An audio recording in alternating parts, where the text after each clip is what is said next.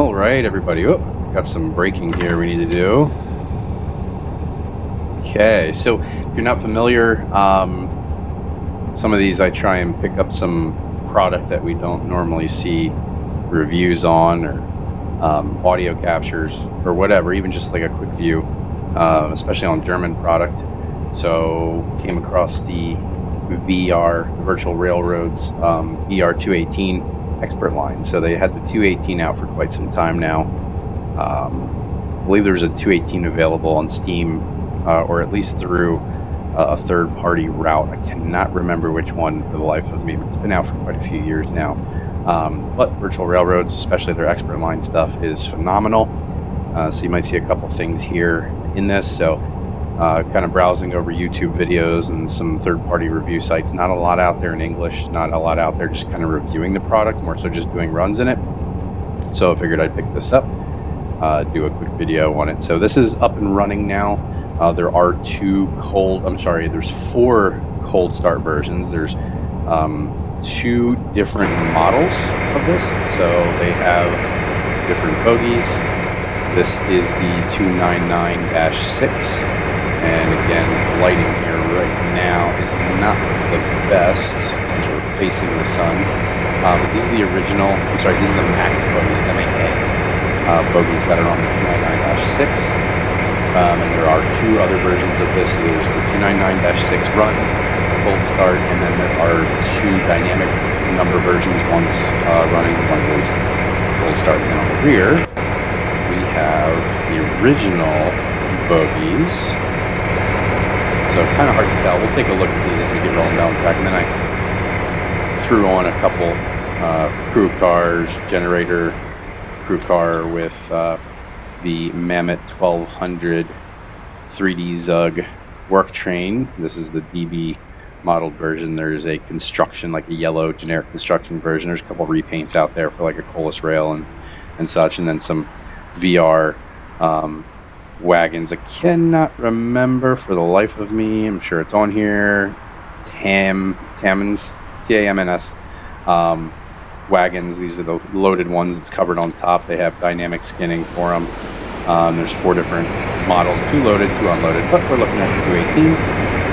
So the nice thing about VR, their products retain a lot of the original train sim controls. So your I does your dash lights, your H is your headlamps, things like that. So this is an older unit, an older diesel unit. So this has the original 2-tone whistle horn instead of the horn you'll find on newer items.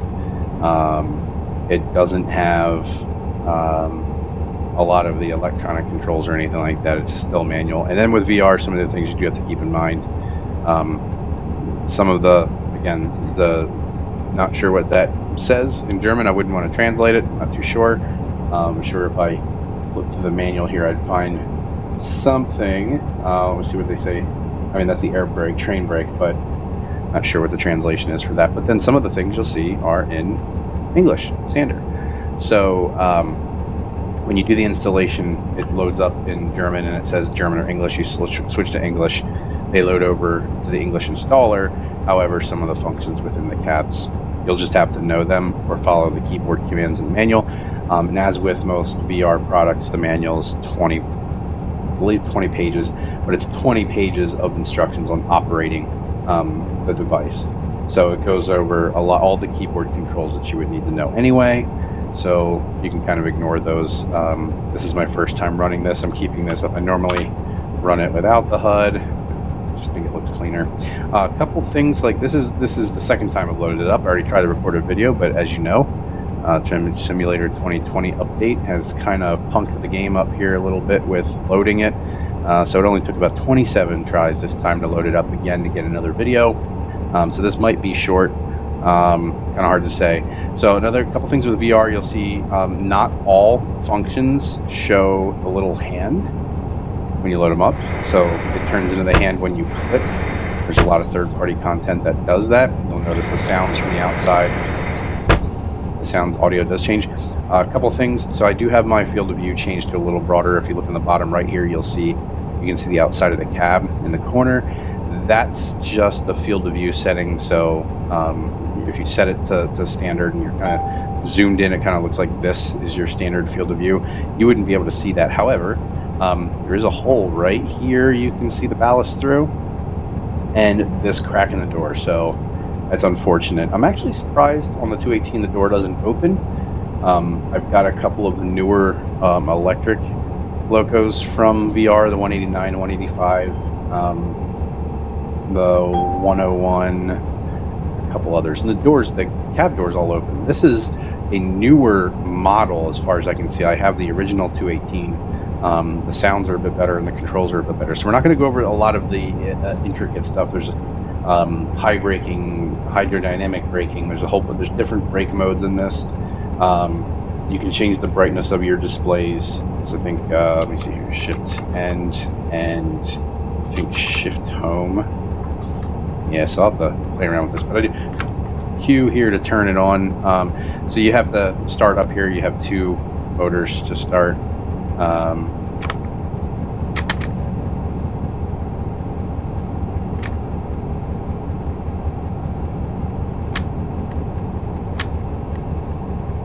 And there's dynamic exhaust on it. The whistles inside and out are the same. So slightly, actually, it's a little quieter outside. I'm not sure if that's just the nature of how the whistle actually works in this. There are dynamic vents, the louvers on the side, and we'll see as we're running based on temperature and operation of the locomotive. You'll see those open up similar to some of the Armstrong powerhouse devices, or I believe the Virgin Pack Class 47. So let's just run this thing a little bit, get some audio out of it, and see what we have going on here. So again, all the standard controls we'll find in this. Now, 1 and 2, notch 1 and 2 on this don't really, and we're here on an incline, so sand it a little bit. Notches 1 and 2 are increasing the load, the full load after 3, and then just,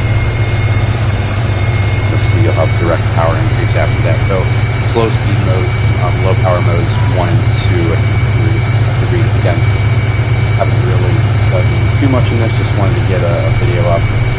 Of course, any of their product I'm gonna recommend. Even this one here, $16 US, 14 and a half euros, so like 16 a couple cents US on this, which is fantastic because it's cheaper than what you're going to get something on the Steam store for. Even when they do have stuff in the Steam store, you want to go with the stuff on their site if you can. Really easy to get it earlier, and then when they come out in Steam, they throw the updates on their site pretty shortly after it's up and running. So, listen to the outside here. This up to speed, like I said, we have heads and tails here, and hopefully this won't dump out on me again, like it did last time. We'll try and get this thing up to speed. Once we get over that, we'll really be able to open it up here in about a mile or half a mile. Half a kilometer, sorry. Just get a listen on it. So it's really hard to see the glass. So I am running Railworks Enhancer 1.3, not the Pro version, the standard version on here. It does help with the contrast on the glass on some of these VR products that normally cannot. So another recommendation, Railworks Enhancer. The only problem I've run into, so you can see the blurring in the distance, that is the depth of field option, which is now default in 2020. It's not one of the on-the-fly options. You can do it without restarting the game, but you have to go from the main settings menu before you load up the game. However, at first there was more profound differences between the low, medium, and high settings. Once I updated my Railworks Enhancer to 1.3, hopefully we're not going to ever just a scenery load there, a tile. Once I loaded up to 1.3, and loaded the shaders, that went away almost completely. So this is actually the equivalent of the low depth of field setting on the default 2020. Even though it's currently set to high, if you set it to low, it does not change this. So it's kind of an on-off, and it defaults to low if you have Railworks Enhancer. So hopefully there's a change or an update coming to that. I really don't mind it. I didn't want something too crazy, but for photo modes, if you just want to grab a picture or two, that's really nice to have that option. So let's just open it up. I'm not going to take too much time because I have a really strong feeling this is going to dump out. I have 32 gigs of 3600 megahertz memory on this machine, and I'm running it in 4K right now. I know it says to lower your graphical settings and such for it, but I don't buy that one bit. I was running fine with 4K beforehand, and I don't think the additional graphical changes, the visual settings, have anything to do with that memory dump. That sounds like it's a Windows error, so I just opened the ticket for today to review that, see if they have any fixes for that. But yeah, so let's take a look at this big rumble on this mud better. This thing's got a growl to it. But yeah, wow. This isn't the best route to do this on here. Loading up all the BR, highly detailed stock, and then this extra line loco on in 4K. This is the Muenster to Bremen route. So beautiful route, by the way. I purchased this Director Aerosoft. I think it's another company I like to buy some things from direct. There's a lot more updates, more frequent updates through them, and a little bit better stock, I believe. Get a few more options. Of course, when you do this, you don't. When they port over to Steam, you don't get all the scenarios, but we'll be ding. I'll get them another way. I'd rather pay the production house a little bit more, my hard-earned cash for their hard work and efforts here. So, yeah, you can see Alice run below. I don't look down much. I'm gonna keep my eyes forward when I'm running these.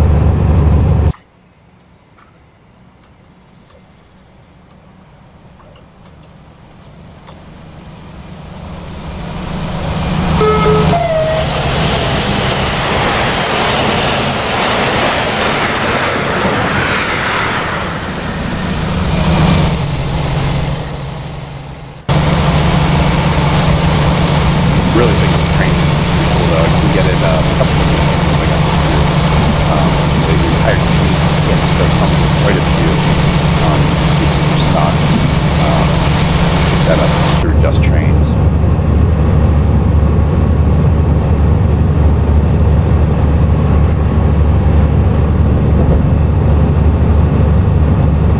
So I'm sure this unit has a little bit of rumble and shake. It's something typically searchlight simulations, I still think that's kind of the new benchmark, the AC 4400.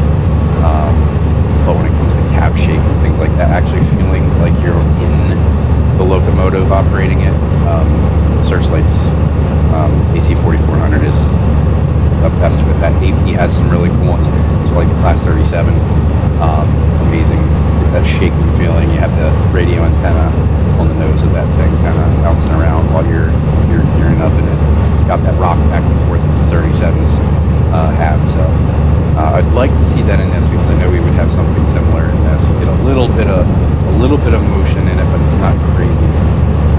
And a lot of that, I think, would be attributed to the track as well. So here we're kind of topping out speed-wise here. We're on flat land. Off the top of my head, I don't know. There's one thing about the manual with these is that they do not include kind of the specifications of the locomotive, just more the specifications of the simulation itself. So, ooh.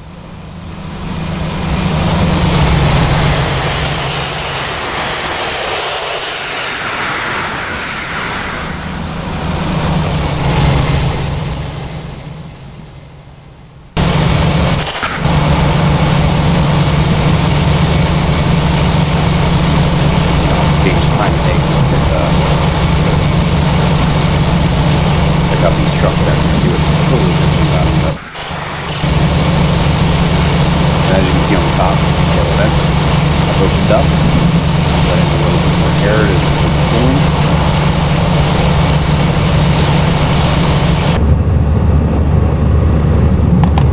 So we'll have the motor back here. I'm actually going to tail off this video here a little bit, just before it dumps on me here. And actually, that's been getting worse. I don't know if that's the same for everybody else.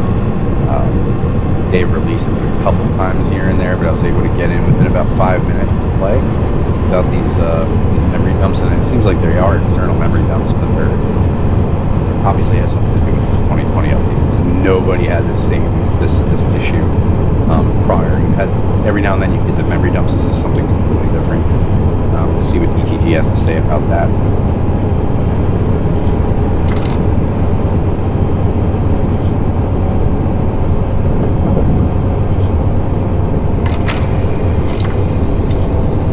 We didn't mean to load it up there, but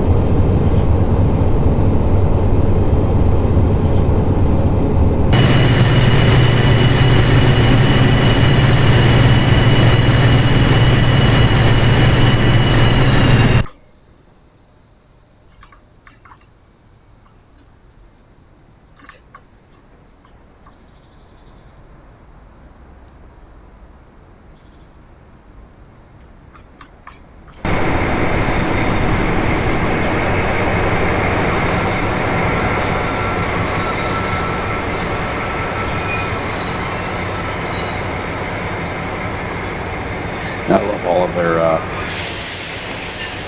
rolling stock. I can't remember. I don't think I got these direct to them. I think these are actually for Steam.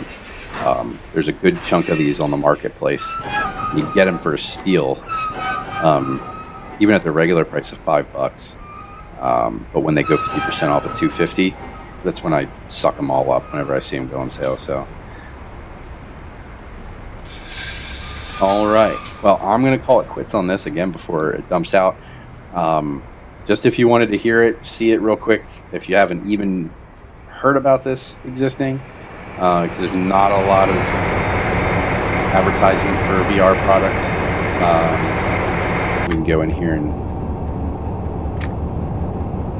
move this. I don't know if you can actually shut it down the same way.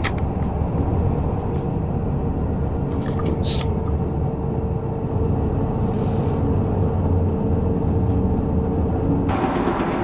So that's with one motor running. But yeah, a good buy all around. Can't go wrong for €14, 16.25 US dollars.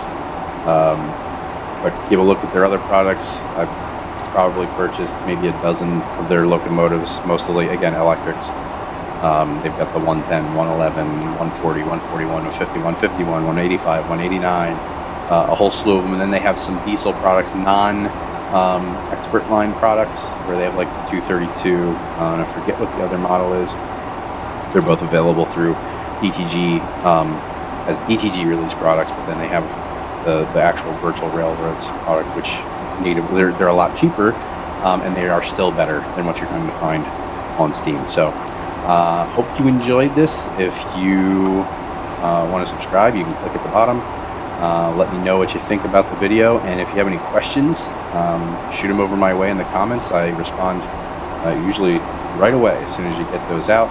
And if you have any recommendations on any other product that's out there that you want to see, or anything that's out there that I might be interested in, I'm pretty much interested in everything under the sun. So if there's something I haven't put a video up on here yet, I probably haven't heard about it, and if you let me know about it, I'd be glad to check it out, and maybe I'd throw a couple bucks at it here and throw it up on here for everybody else to see, because I'd like to spread the word around, especially on these third-party productions, just to get some more money in their pocket to help, keep this the train simulator alive and running here for quite a few more years to come. So thank you much. Hope you enjoyed.